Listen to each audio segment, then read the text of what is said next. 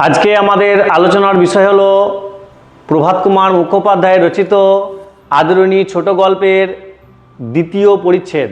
Text বইয়ের অন্তর্গত যে দ্বিতীয় পরিচ্ছেদের অংশটা আছে সেই অংশটা আজকে আমরা বিস্তারিত আলোচনা করব এবং তার সঙ্গে থাকছে পিপিটি আকারে সেই দ্বিতীয় পরিচ্ছেদের প্রত্যেকটা প্যারার অন্তর্গত কিছু পিপিটি ফাইল এবং তার সঙ্গে থাকছে কিছু ছবি। যদি তোমাদের এই ছোট গল্পের প্রথম পরিচ্ছেদটি কী রূপ ছিল এবং তার বিষয়বস্তু কেমন ছিল যদি জানতে ইচ্ছা হয় তাহলে অবশ্যই এই ভিডিওটা দেখো, যার লিঙ্ক ডেসক্রিপশনে দেওয়া আছে।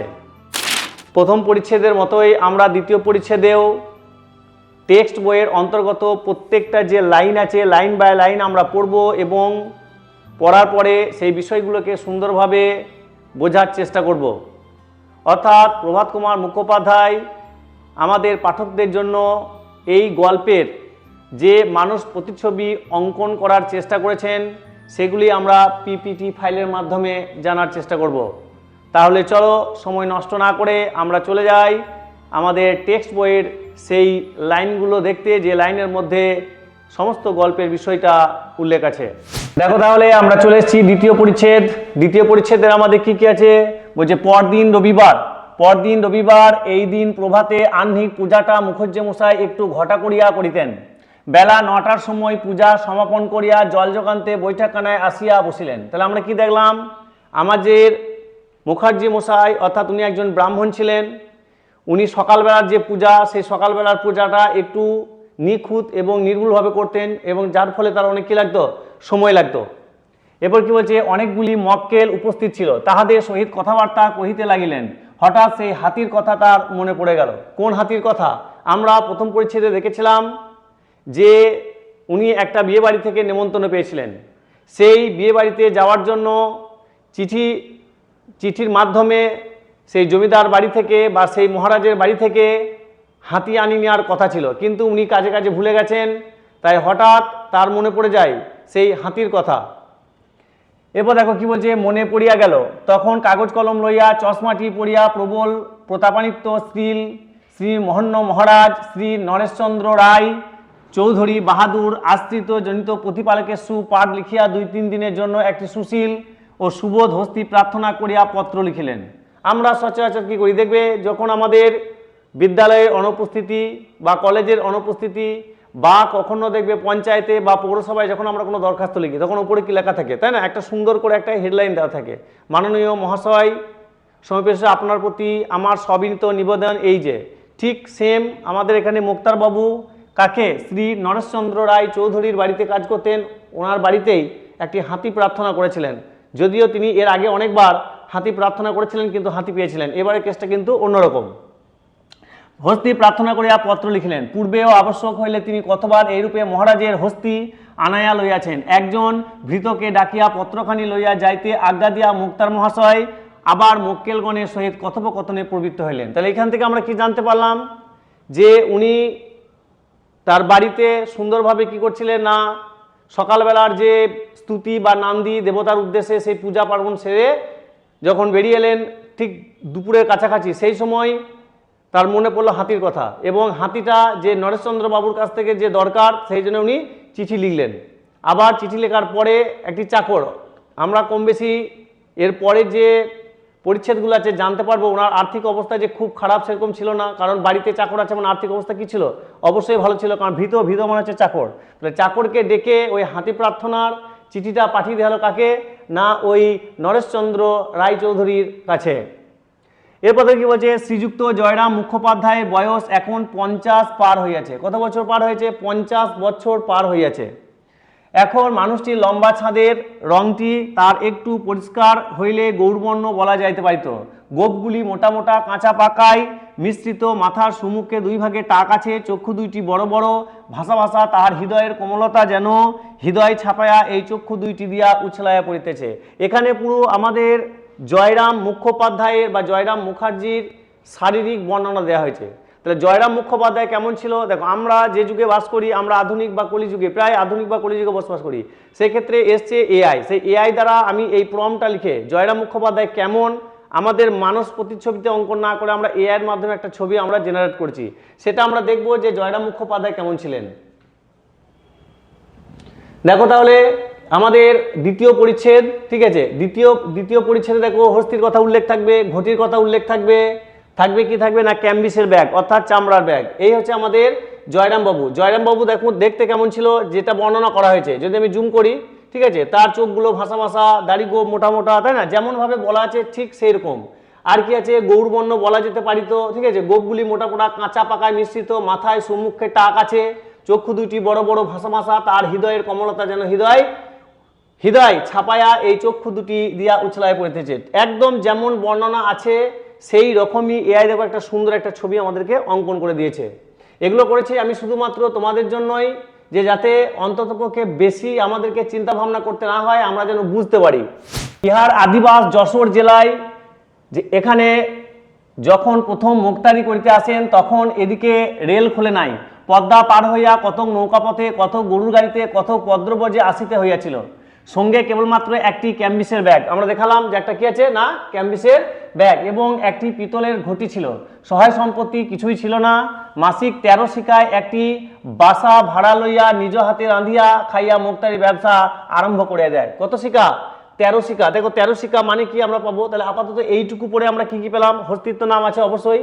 উনি যশোর জেলা, এখন বর্তমানে যেটা বাংলাদেশে আছে সেই যশোর জেলা থেকে উনি এনেছিলেন শুধুমাত্র, সাথে করে একটা পেতলের ঘটি, আর কি এনেছিলেন একটা ক্যাম্বিসের ব্যাগ। এই প্রশ্নগুলো কিন্তু আসে, ওই জন্য আমি ছবি আকারে দিয়েছি। আর ছিল এখানে জয়রাম মুখোপাধ্যায় যে শারীরিক বর্ণনা, সেই শারীরিক বর্ণনাটাকে আমি তোমাদের সামনে তুলে ধরেছি।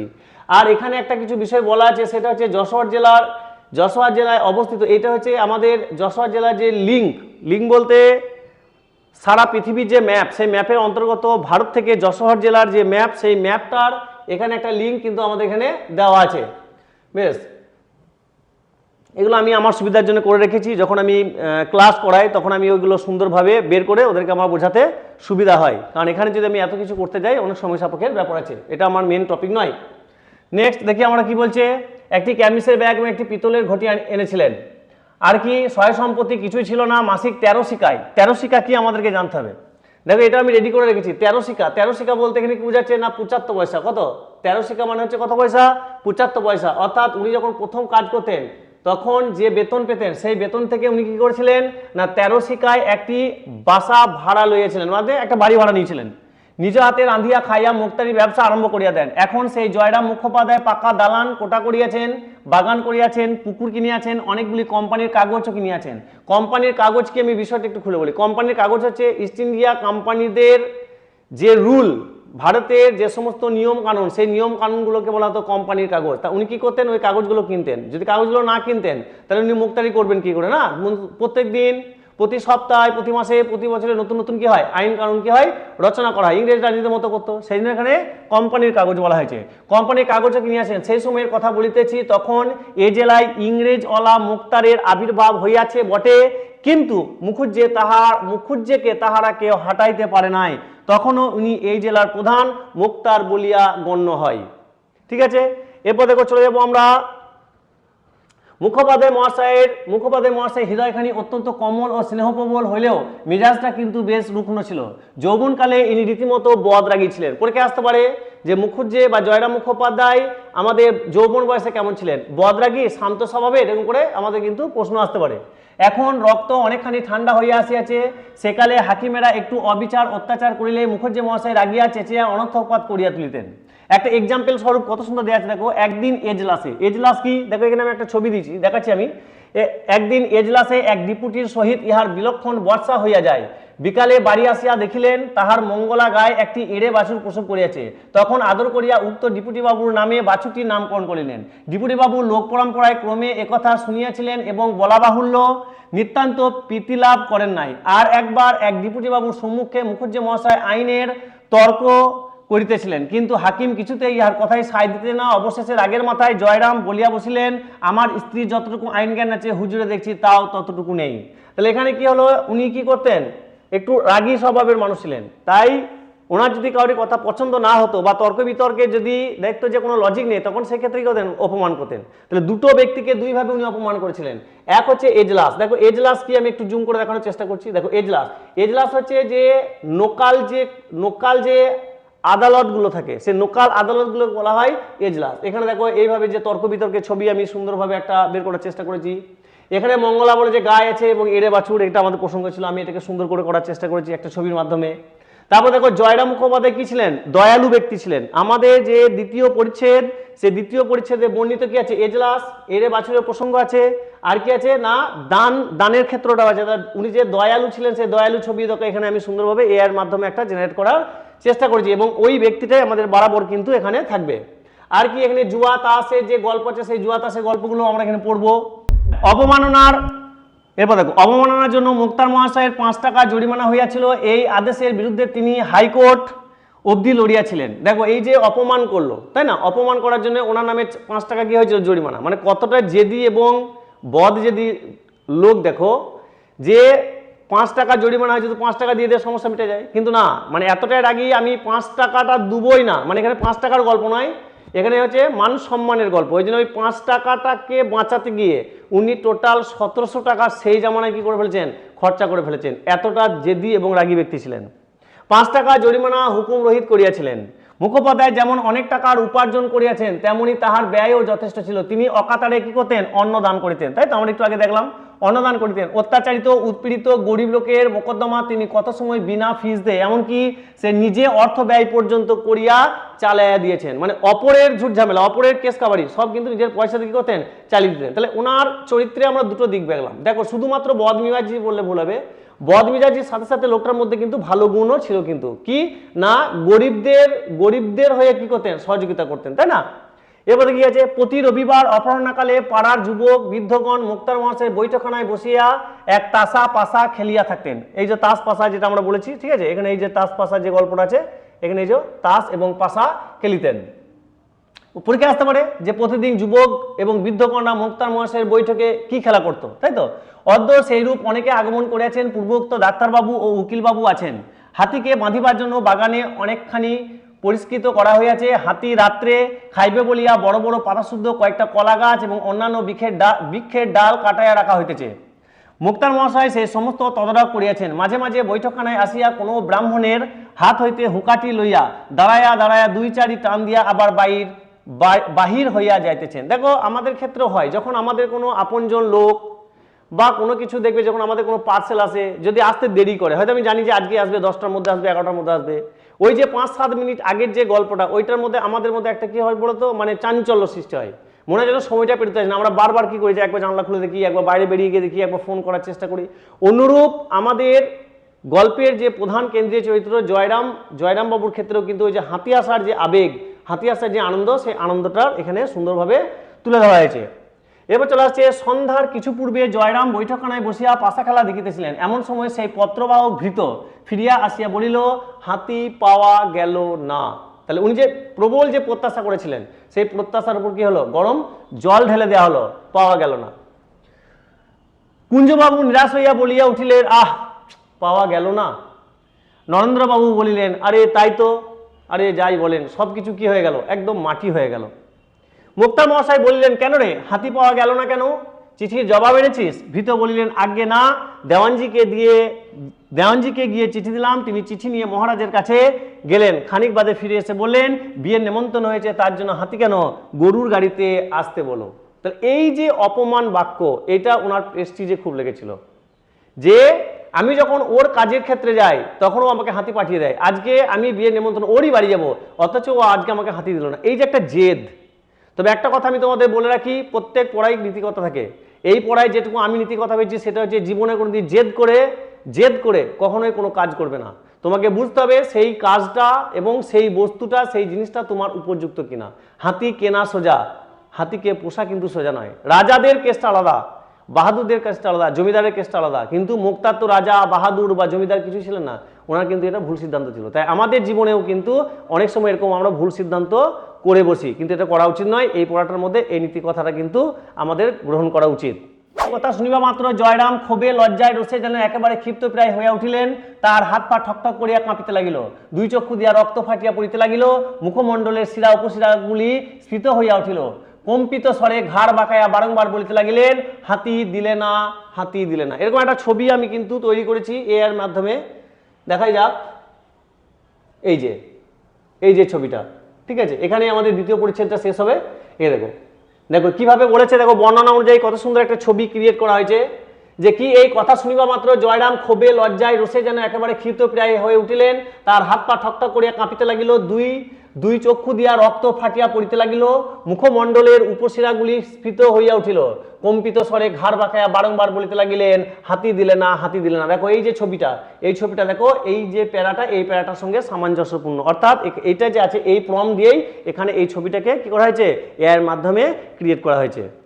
দেখি এরপরে আমাদের কি বলছে, সমবেত ভদ্রলোক ক্রীড়া বন্ধ করিয়া, অর্থাৎ যারা খেলাধুলা করছিল, পাশা খেলা যাই খেলছিল, সে খেলাধুলা বন্ধ করিয়া হাত গুটাইয়া বসিলেন, কেহ কেহ বলিলেন তার আর কি করবেন মুখুজ্জে মশাই, পরের জিনিস তো আর জোর নেই, একখানা ভালো দেখে গরুর গাড়ি ভাড়া করে নিয়ে রাত্রি 10টা 11টার সময় কি করুন, বেরিয়ে পড়ুন, ঠিক সময় পৌঁছে যাবেন। এই ইমামউদ্দিন শেখ একজোড়া নতুন বলদ কিনে এনেছেন, খুব দ্রুত যায়। শর্ট প্রশ্নের জন্য কিন্তু ইম্পর্টেন্ট, কে নতুন গরু বা গরুর গাড়ি কিনেছিল, ঠিক আছে, নামটা হচ্ছে ইমামউদ্দিন শেখ। জয়রাম বক্তার দিকে দৃষ্টিমাত্র না করিয়া বলিলেন, না, গরুর গাড়িতে চড়ে আমি যাব না, যদি হাতি চড়ে যেতে পারি তবেই যাব, নালে এই বিবাহে আমার যাওয়াই হইবে না, মানে যাবই না, মানে এক ধরনের একটা একগুঁয়ে বা গোড়া ব্যক্তি বলতে পারি আমরা। তাহলে এই ধরনের ব্যক্তিদের ক্ষেত্রে কি হয়, জীবনে বারবার কি করতে হয়, বিপদে পড়তে হয়। আমরা অবশ্যই নেক্সট যে আমাদের পরিচ্ছেদ আছে সেই পরিচ্ছেদগুলো আমরা পড়ব এবং জানবো। দেখো তাহলে দ্বিতীয় পরিচ্ছেদের যে পিপিটি, সেই পিপিটি তোমাদের সামনে উপস্থিত হয়েছে। এখানে দেখো দ্বিতীয় পরিচ্ছেদ, তার ঠিক নিচে লেখা আছে যশোর জেলা কোথায় অবস্থিত, তার গুগল ম্যাপের একটা মানে আইডি বা এখানে একটা লিঙ্ক দেওয়া আছে, তোমরা চাইলে গুগল থেকে সেগুলো দেখতে পারো। এবার চলে এসেছে আমাদের হাতির প্রসঙ্গ ছিল, অবশ্যই আমাদের আদরিনী, মানে হাতির যে প্রসঙ্গ, হাতির প্রসঙ্গ কেমন, এখানে আমরা কি দেখলাম, একটা হাতি চেয়ে পাঠিয়েছিলেন কিন্তু হাতিটা উনি পাননি। এরপর চলে আসছে আমাদের, উনি যশোর জেলা থেকে কিনেছিলেন একটা পিতলের ঘটি, তাই না, আর কিনেছিলেন একটি ক্যানভিস ব্যাগ, অর্থাৎ চামড়ার এক ধরনের ব্যাগ, আর কি এই ছিল আমাদের জয়রাম বা জয়রামের যে শারীরিক বর্ণনা, সেই শারীরিক বর্ণনা। তাহলে দ্বিতীয় পরিচ্ছেদের এই প্যারাতে আমরা এই বিষয়গুলো দেখতে পাই। আরও আমাদের কিছু বিষয় ছিল, সেটা হচ্ছে আমরা দেখেছি যে যখন উনি এজলাসে যখন তর্ক বিতর্ক করছিলেন কোনো একটা উকিল বাবুর সঙ্গে বা ডিপুটি বাবুর সঙ্গে, তখন ওনাকে অপমান সেই সহ্য করতে না পারে বাড়িতে এসে সেই ডিপুটি বাবুর সেই অপমান প্রতিশোধ নেওয়ার জন্য উনি কি করছিলেন, বাড়িতে একটা মঙ্গলা গাই ছিল, সেই গাইটা একটা এড়ে বাছুর জন্ম দেয় এবং সেই এড়ে বাছুরের নামটা রাখা হয় সেই ডিপুটি বাবুর নাম অনুসারে, অর্থাৎ একটা অপমান বাক্য। এরপর ছিল আমরা পেয়েছি দ্বিতীয় পরিচ্ছেদে কি পেয়েছি, 13 সিকা, 75 পয়সা, এটা হচ্ছে এজলাসের আমাদের যে কোর্ট, যেটা আমি একটু আগে বললাম।